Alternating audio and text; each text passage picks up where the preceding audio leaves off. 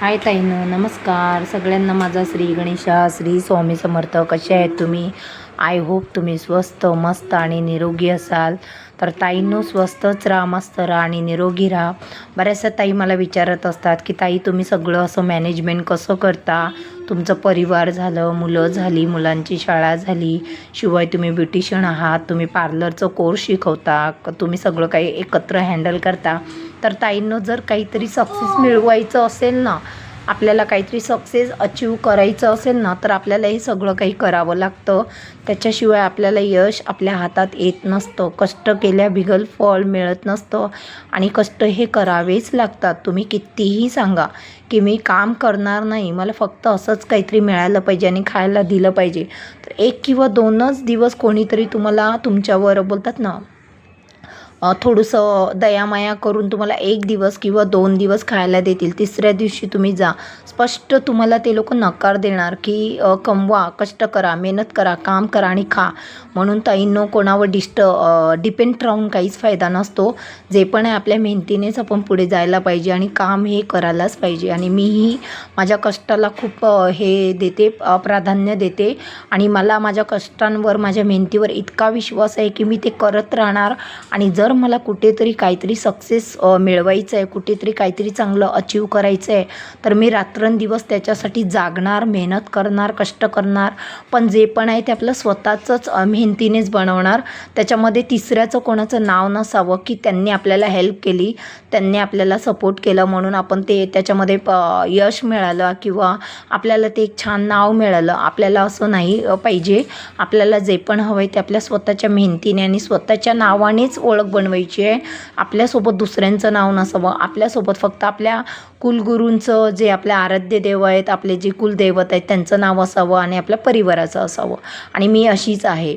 आपल्याला आपली फॅमिली, फक्त आपली फॅमिली सांगितलं तर आपले मिस्टर, आपली मुलं, ही आपली फॅमिली असते. बाकी आपण जितकं पण, किती पण मोठी आपली फॅमिली असू द्या, जॉईंट फॅमिली असू द्या, कोणी कधीच कोणाला पुढे जाऊन देत नसतात. आपल्याला सर्वात प्रथम जर पाठी खेचणारी माणसं असतील तर ती आपली असतात. दुश्मन, आपण बोलतो ना दुश्मन खूप आहेत, दुश्मन कोणी नसतात हो ताईंनो. आपला परिवारच आपल्या पाठी असतो आणि तोच आपल्याला पाठी ओढत असतो. का तर ते स्वतः पुढे जात नसतात. त्यांना पुढे स्वतःला काहीतरी मेहनत करायची नसते. त्यांच्याकडे स्वतःचं टॅलेंट, नॉलेज असं काही नसतं. त्याच्यामुळे ते आपल्यालासुद्धा पाठी ओढत असतात. का तर आपलं नॉलेज, आपलं टॅलेंट हे त्यांना खटकत असतं. त्याच्यामुळे ते हमेशा आपल्याला, मी हिला पाठी कसं ओढू, त्या प्रयत्नात असतात. पण आपण ह्या अशा लोकांचा विचार न करता आपल्या कामावर व्यवस्थित फोकस केला आणि मेहनत करत गेलो तर बघा, खूप छान प्रकारे आपण त्याच्यात सक्सेस अचीव करू शकतात. आणि मी सुद्धा बघा, खूप सारे नवीन नवीन फॉर्म्युले करत असते, प्रयत्न करत असते. आपल्या नॉलेजनुसार, आपल्या माहितीनुसार मी नवीन रोजच काहीतरी बनवण्याचा प्रयत्न करते आणि 100% त्याच्यात रिझल्टसुद्धा मला खूपच छान मिळतात. आज एका ताईंची खूप मोठी ऑर्डर आलेली आहे, पण त्यांचे सगळे प्रोडक्ट कस्टमाइज आहेत. त्यांना अलग अलग फ्लेवरमध्ये, अलग अलग ह्याच्यामध्ये, सोप बेस म्हणा, लिप बेस म्हणा किंवा ऑइल म्हणा, सगळं अलग अलग बनवून पाहिजे. पण सगळं काही तुम्हाला दाखवणं मला पॉसिबल नसतं.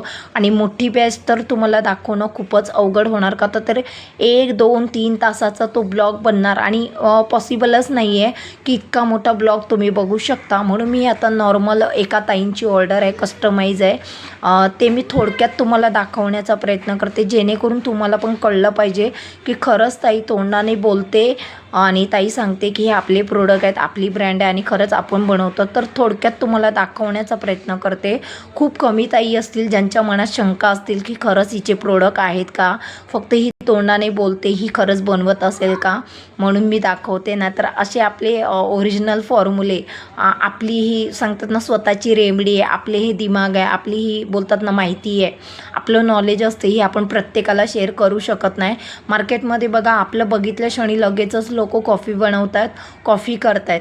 पण जरी कॉफी केली, सेम तुम्ही प्रोसेसमध्ये कॉफी जरी करून दाखवली, तरी पण मी जे काही त्याच्यात मेथड यूज करते माझं दिमागाने, ते तुम्ही करूच शकत नाही. आणि प्रत्येकाच्या हाताला यश नसतं, प्रत्येकाच्या हाताला रिझल्टसुद्धा नसतं.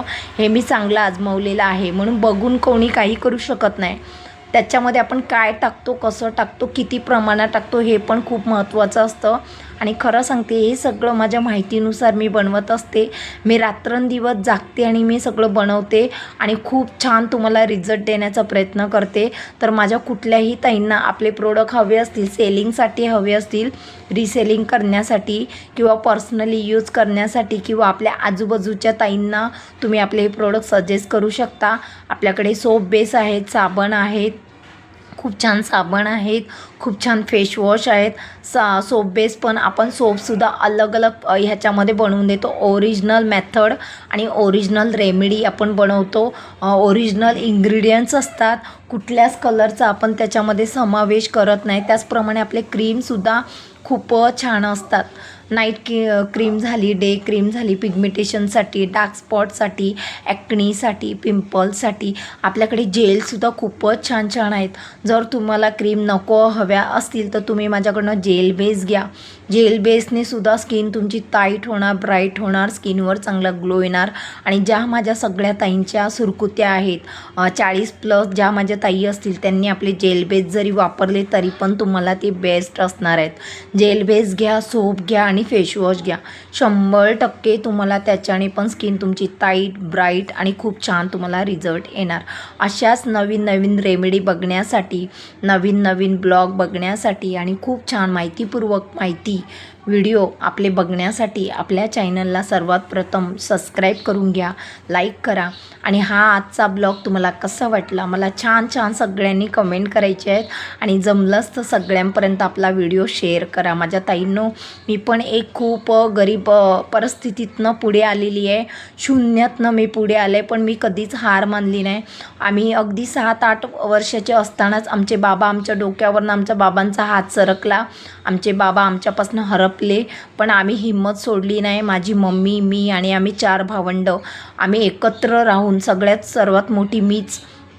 मी खूप छान प्रकारे माझ्या मम्मीला मीने सपोर्ट केलं. लहानपणापासूनच आपण कष्ट करत राहिलो. कष्ट करून स्वतःच्या कष्टाच्या पैशाने आपण आपलं एज्युकेशन कंप्लीट केलं, शिक्षण कंप्लीट केलं. आपल्या छोट्या भावंडांनासुद्धा आपण छान प्रकारे शिक्षण दिलं. प्लस त्यांचं लग्न वगैरे सगळं काही त्यांना सेट करून दिलं. का तर आपले बाबा नव्हते, फॅमिली खूप मोठी होती, फॅमिली खूप रिच, पण कोणाचंच आपल्याला काही सहभाग नाही, सपोर्ट नाही. आम्ही कोणाकडनं 1 रुपयाचं बोलतात ना, कुठलीच मदत घेतली नाही, कपडे घेतले नाही, काहीच नाही. जे पण आहे आपलं स्वतःचं, फाटके असले तरी स्वच्छ धुवून शिवून वापरा, हे आपले संस्कार होते. आणि त्याच्यातनंच आम्ही मोठे झालो. आणि जसं जसं वाढत गेलो आपण आपलं शिक्षण वाढवलं, आपलं नॉलेज वाढवलं आणि नॉलेजनुसार मी पुढे आली. आणि लग्नानंतर खूप छान मिस्टर खूप छान भेटले. लग्नानंतर पण खूप सारे स्ट्रगल आले, पण मी हसत हसत सगळ्या स्ट्रगलला मी पार केलं. का तर माझ्या मिस्टरांचा मला खूप छान सपोर्ट होता. आणि माझ्या सासूंचा, मी सासू त्यांना कधीच म्हणत नसते, मी त्यांना आईच म्हणते. आता त्यासुद्धा आमच्या जीवनात राहिल्या नाही, त्यांना जाऊनसुद्धा 7 वर्ष झाले, पण खूप छान त्यांचा आम्हाला आशीर्वाद होता, आहे आणि राहणार. आणि त्यांचा सपोर्टसुद्धा खूप छान होता. आणि मी हमेशा मरेस्तवर त्यांना आठवण करत राहणार. तर मी तुम्हाला एकच सांगते ताईंनो, कुठेही तुम्हालाही काही करायची इच्छा असेल, तुमच्या बळावर, तुमच्या हिमतीवर, स्वतःचं काहीतरी, तर नक्कीच आपल्या